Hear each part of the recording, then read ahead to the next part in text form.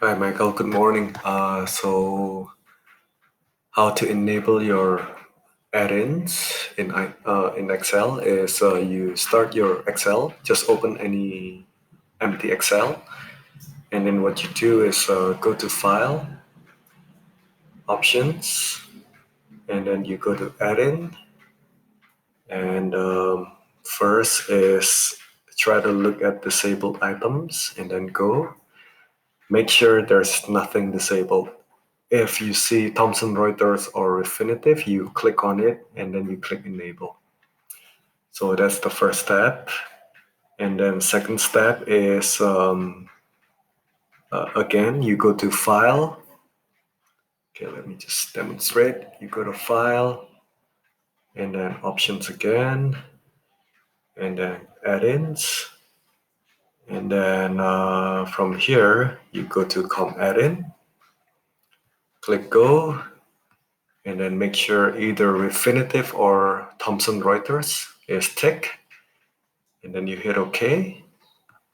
So once you have that enabled, you close your Excel, and then what you do is you reopen your Excel. So if I reopen my Excel, after you do all that process, then you will see with either Refinitiv or Thomson Reuters tab is enabled. And then you click on it, and if you see this is not online, you will see this sign in, and then you simply click on the sign in.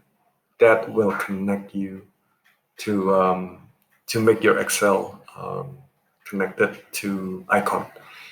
Okay, sometimes you will be prompted to enter your user ID and password. Just do it according to your Eikon ID.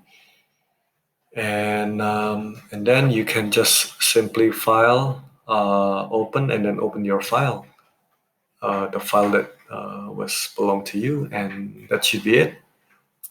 Okay, thank you.